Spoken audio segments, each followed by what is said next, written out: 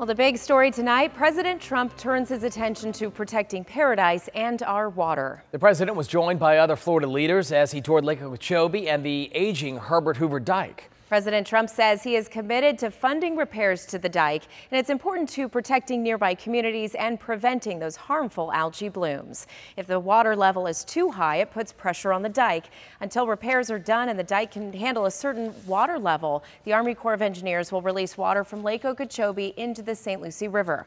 The water then flows through the St. Lucie locks and into places like Palm City and Stewart. It has been a busy day, and tonight we have team coverage on the significance of President Trump's visit. We'll begin things with WPTV News Channel 5's Michael Williams. Michael. Hello, Jay and Ashley. And to give you a sense of the balance you talk about, even if a repaired dike can hold more water, many here on the lake say higher water levels not necessarily good for the health of the lake itself. So many competing interests here.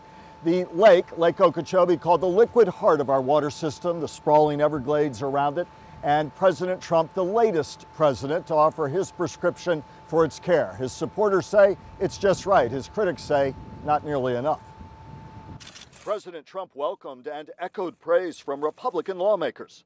We're making it stronger than it would ever have been, and it's really in great shape. With Florida Governor Ron DeSantis and an all-star congressional delegation in tow, President Trump focused on his fast-tracked timeline, now 2022 instead of 2025, to finish repairs on the 80-plus-year-old Herbert Hoover Dike that surrounds Lake O. It's a $1.6 billion job, and some of that repair work served as his backdrop today. This project was dying until we got involved. The health of the lake, farming towns here, the Everglades, and coastal communities beset by algal crises all go hand in hand. And our state legislature in this session is answering my call for historic support for water resources and water quality. These Republican lawmakers recently criticized the president for axing Everglades restoration spending from $200 million to $63 million next year.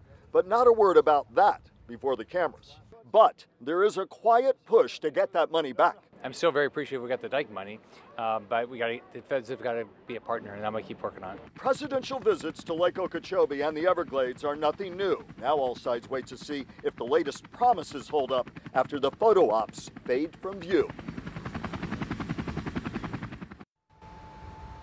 And that historically has been the concern for the lake, that not enough long-term attention is paid, that interest goes elsewhere and the money along with it. And so all eyes watching that.